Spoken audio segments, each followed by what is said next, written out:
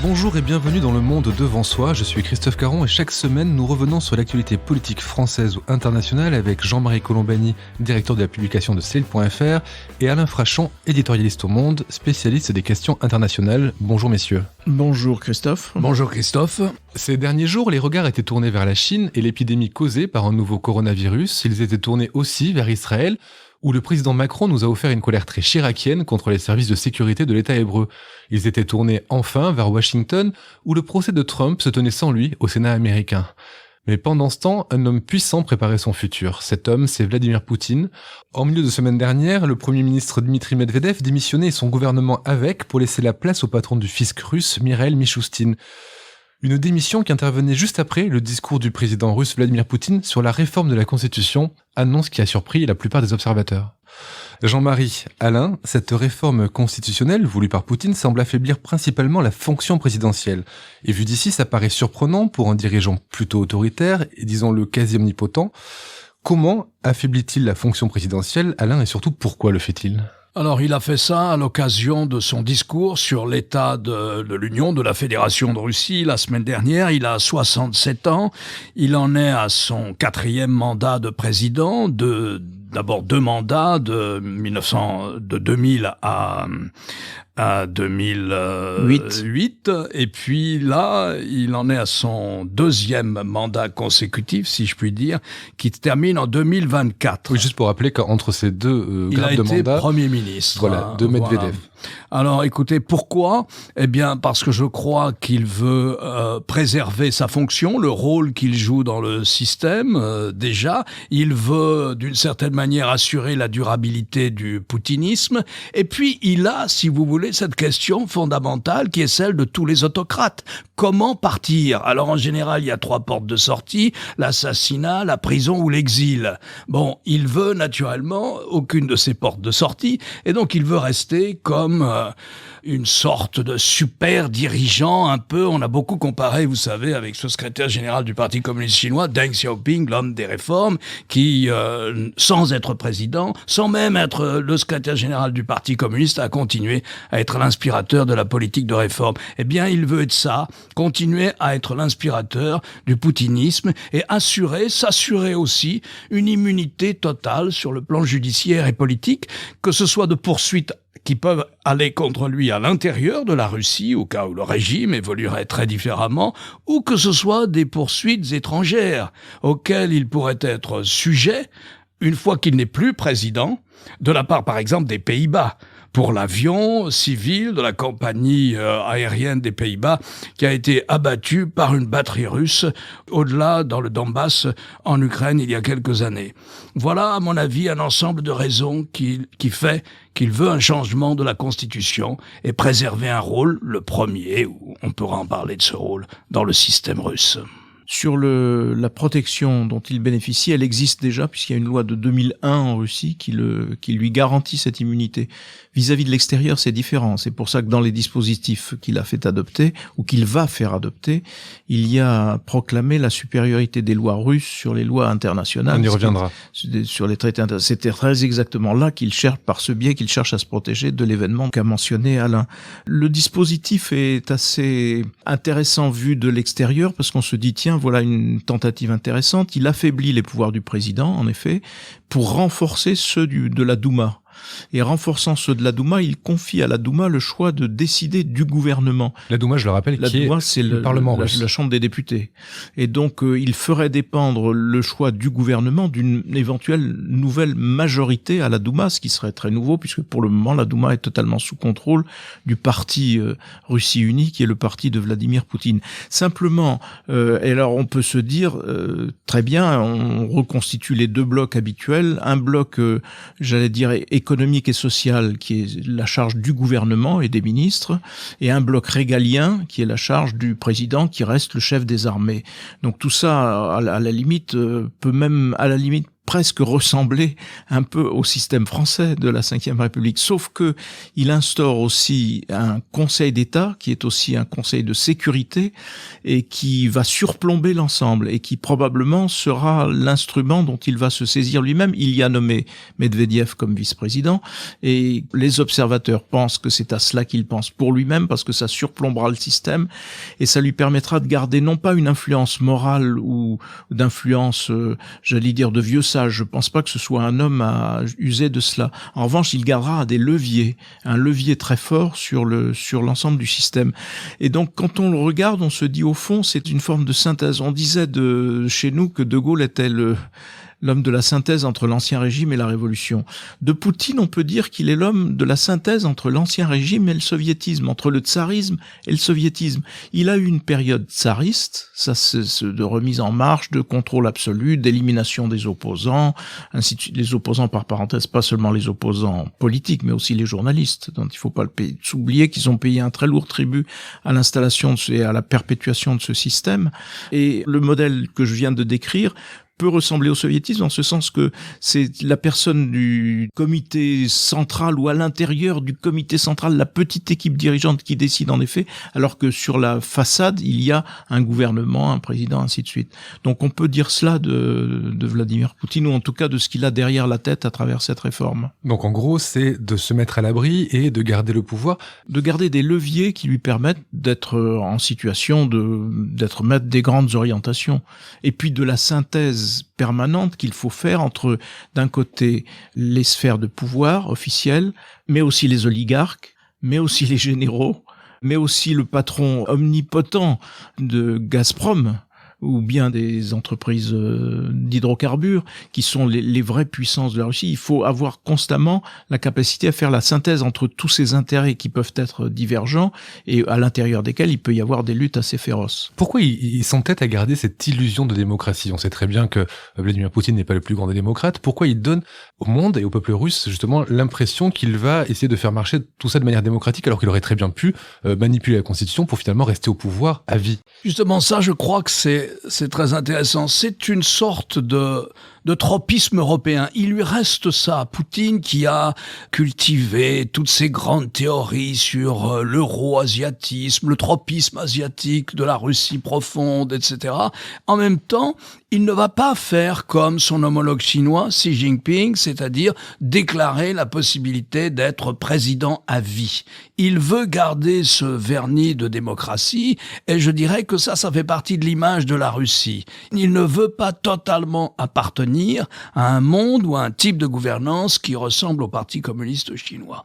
En revanche, je voudrais juste rebondir sur ce que disait Jean-Marie, il veut rester l'arbitre suprême dans le système qu'il a installé et qui est un système d'alliance changeante pour le pouvoir et pour l'argent entre les oligarques, les généraux, les chefs des services secrets, les gouverneurs locaux et les patrons du secteur énergétique. Et donc, il y a constamment une bataille, comme ça, un jeu de pouvoir entre ceux qui sont proches des services de sécurité, qui entourent Poutine, qu'on appelle les siloviki, et puis il y a ceux qui seraient plutôt plus près des réformateurs.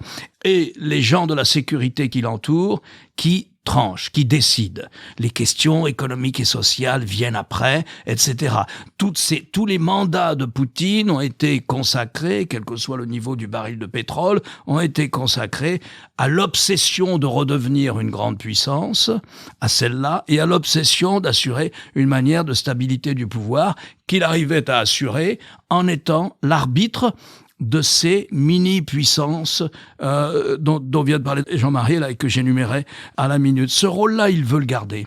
Alors, il peut l'avoir en tant que Premier ministre, puisque la fonction du Premier ministre a été réévaluée. Il peut l'avoir en tant que président de l'Assemblée, de la Douma. Il peut l'avoir en tant que chef de la majorité parlementaire ou plus probable, selon les gens qui sont les spécialistes des affaires du Kremlin, en étant le président, et là, il n'y a pas de mandat, ça peut être indéfini, en étant le président du Conseil d'État renouvelé. C'est une sorte d'organisme à laquelle personne n'a prêté attention jusqu'à présent. C'est un conseil de gouverneurs, d'élus régionaux, etc., et dont il veut réévaluer les pouvoirs, et il continuerait, en étant président de ce Conseil d'État, à assurer cette fonction d'arbitre. Et ce qu'il emprunte en même temps au soviétisme, j'étais en train d'y penser, c'est la sélection des ministres.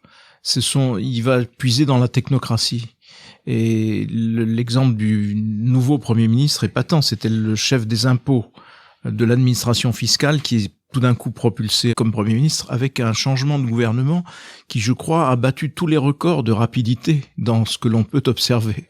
Ça s'est fait en 2 temps, 3 mouvements, et c'est un processus comme ça de sélection et de promotion par la technocratie, en tout cas dans les sphères gouvernementales, qu'il met en place et qui lui permet en même temps de renouveler les générations, puis de s'appuyer sur des générations montantes par rapport à la période où il a commencé, qui commence à être déjà maintenant assez ancienne. Vous parlez justement de la sélection des ministres et du gouvernement. Alain, ce Mikhail Mishustin, vous le connaissiez, vous, avant qu'il soit nommé Premier ministre à la place de Medvedev? Non, je n'en ai jamais entendu parler, donc j'ai lu simplement qu'ils se sont connus parce que lui est un ancien très grand joueur de hockey sur glace. Apparemment, Vladimir Poutine aime le hockey sur glace. Il se fait d'ailleurs volontiers filmer au moins une fois par an en train de jouer au hockey avec cette sorte de carapace de cosmonaute sur la glace. Et c'est tout ce que je savais de lui. J'ai vu qu'il avait nommé 2 vice-premiers ministres qui étaient ses 2 collaborateurs à la tête du système fiscal du pays. Manifestement, la mission est de remettre un peu l'accent sur l'économie, parce qu'il y a dans la période récente quand même beaucoup de problèmes économiques, et surtout lui aussi la réforme des retraites, qui a consisté à décaler l'âge de la retraite et qui a provoqué quand même un vrai mécontentement dans l'opinion, mécontentement que Vladimir Poutine a intelligemment détourné vers le Premier ministre, Medvedev.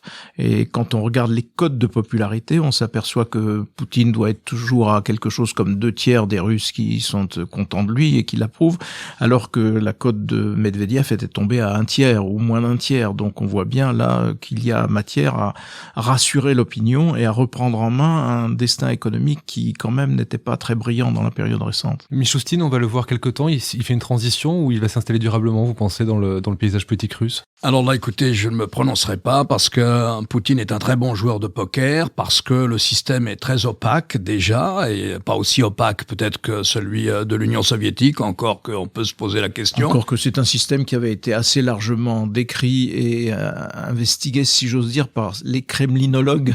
Oui, voilà. Qui arrivait à des résultats auxquels personne n'arrive en Chine, par ailleurs, aujourd'hui. Mais en Russie, la Russie soviétique avait fini par de livrer un petit peu de ses secrets de l'intérieur du gouvernement. Donc là, on n'a aucune visibilité sur la personne qui pourra succéder à Poutine. C'est parce que Medvedev est en difficulté sur les sondages. Je crois que le système est fait pour ça. Il y en a pas. Je crois que ça lui permet justement de ne pas désigner de successeur. On voit qu'il aurait pu carrément éloigner, marginaliser Medvedev, qui a vraiment une réputation de corruption terrible. Il va y avoir des élections législatives en 2021. Il ne voulait pas que ce soit Medvedev qui conduise ces élections. La popularité de Russie Unie s'est effondrée. Elle s'est effondrée. Russie Unie qui est le parti présidentiel. Le parti de Poutine, voilà. Elle s'est effondrée à tel point que le Kremlin a demandé à l'organisme relativement indépendant qui fait les sondages de changer de méthodologie parce que ce résultat ne leur plaisait pas. À la suite de la hausse de la TVA, à la suite de la volonté de Poutine d'augmenter l'âge auquel on peut partir à la retraite, etc., etc. Donc, il faut pas oublier non plus que l'économie russe, la vie des Russes, 170 ou 180 millions de Russes, dépend du baril de pétrole. En ce sens, Poutine n'a pas réussi la transition économique qu'il avait promise. Il faut pas oublier que ce pays, qui est une grande puissance militaire, qui est le plus grand pays du monde, etc., a un produit national brut, un produit intérieur brut, inférieur à celui de l'Italie, non? À celui de l'Espagne. À celui de l'Espagne. Donc c'est quand même le Donc grand le niveau de paradoxe. vie, pays de grande inégalité, très fortes inégalités, et le niveau de vie moyen, ces 5 dernières années, a diminué, suivant en ça la courbe du baril du pétrole. Et Poutine a été très populaire au début de son premier mandat, lorsqu'il avait un baril à $80. Ce n'est plus le cas. Ouais. À quoi il faut ajouter la démographie, qui est plus que chancelante, et qui fait que la Russie perd chaque année des habitants, et qu'elle va glisser vers une taille moyenne dans quelque temps, qui contraste avec l'idée de la puissance stratégique que l'on peut avoir de Vladimir Poutine quand on le regarde sur les théâtres d'opérations extérieures. Et alors, pour revenir à la question centrale que vous aviez posée, qui peut lui succéder? Comment organise-t-il et à qui pense-t-il pour sa propre succession? La réponse des observateurs sur place, c'est de dire à lui-même. Et ça me paraît assez lumineux et assez clair. Il a 67 ans, je ne sais pas si on l'a dit dans l'émission, il a 67 ans. Il y a un changement qui est intéressant, c'est-à-dire que la réforme va limiter désormais le nombre de mandats présidentiels à 2. Avant, c'était à 2 consécutifs. Et certains observateurs se disent que c'est peut-être aussi une manière de remettre à 0 ce décompte des mandats pour qu'il puisse se représenter après la fin de son mandat 2024. Les opinions sont assez partagées. Moi, je pense qu'il se prendra plutôt de la hauteur et que le Conseil d'État est vraiment quelque chose qui est dessiné pour lui et dans le futur système. Vu de l'extérieur comme cela, mais je ne suis pas un spécialiste. Je voudrais revenir sur la Douma qui va prendre plus d'importance dans la future constitution russe. Cette Douma qui pour l'instant est sous le contrôle de Russie Unie, le parti présidentiel, mais vous avez dit que la Russie Unie est en train de s'éroder dans les sondages et perdait de son influence. Qui peut s'opposer à Russie Unie et qui peut éventuellement s'imposer à la Douma en face du parti présidentiel? Oui, Russie Unie a même perdu des sièges aux élections régionales, à de récentes élections régionales. Écoutez, il y a un ensemble de partis qui, soi-disant, représentent l'opposition à la Douma. Il y a encore des réformateurs, je crois, le parti Yabloko, avec souvent beaucoup de gens qui ont occupé des fonctions importantes du temps de Boris Yeltsin ou de la Perestroïka, dirigé par ces gens-là, mais qui est largement minoritaire. Il y a des ultranationalistes, il y a des communistes, mais ni ceux-là, les ultranationalistes, ni les communistes, c'est une opposition de façade. Je veux dire, ils suivront Poutine. Il faut rappeler que le principal opposant s'appelle Navalny, qu'à chaque événement, à chaque manifestation, à chaque protestation, il est emprisonné pour un temps limité, mais il est emprisonné, et que aux dernières élections municipales, notamment à Moscou, les candidats d'opposition de vraies oppositions, ont été interdits de se présenter par une décision de justice. Donc, il n'y a pas d'opposition autre que ceux qui se disent dans l'opposition tout en étant pro-Poutine. Donc, c'est très difficile de voir ce que pourraient donner des élections législatives si elles se déroulaient dans des conditions normales, avec des partis qui puissent s'exprimer, ce qui aujourd'hui n'est pas vraiment le cas. Même si on se souvient qu'en 2011, je crois, et 2012, il y avait eu des manifestations importantes qui montraient quand même la montée du mécontentement. Mais ça ne peut pas avoir à ce stade de débouché politique, faute pour les opposants de pouvoir se structurer ou s'exprimer en dehors des cellules qu'on leur destine quand il y a des événements importants. Ce qu'on a beaucoup dit sur cette question-là, de pourquoi il tient absolument à interdire toute opposition. Bon, d'abord, c'est parce qu'il en a peur. Il n'est pas si sûr de lui que ça. Et ensuite, les sondeurs eux-mêmes disent... la plupart de ses mandats, il a été populaire. Il faut pas oublier ça, il faut le dire aussi. Dans la plupart de ses mandats, il a été populaire, Vladimir Poutine. Sa popularité maintenant tombe, mais il a été populaire.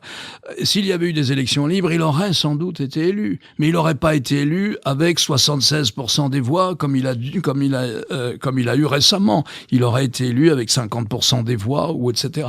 Mais il a peur de l'opposition puisqu'il a interdit l'expression de l'opposition. Cette constitution, d'ailleurs, je le rappelle, est soumise à référendum auprès du peuple russe. On imagine qu'elle va être validée haut la main par l'électorat. Je voulais aussi, sur cette constitution, rappeler un point. Elle entérine la fin de la primauté du droit international sur la constitution russe. Donc, on a compris que c'était pour éviter à Vladimir Poutine des poursuites éventuelles. Oui. Mais est-ce que ça peut aussi avoir un impact sur les traités internationaux et les relations avec les autres pays ? C'est un alignement de la Russie sur l'attitude américaine d'aujourd'hui qui consiste à reculer sur tous les fronts multilatéraux et pour leur préférer le bilatéralisme. Et vraisemblablement, c'est une mauvaise nouvelle sur le plan international parce que justement, ce qui faisait la force des systèmes de sécurité dont nous profitons encore, c'était justement leur côté multilatéral dans lequel était impliquée la Russie.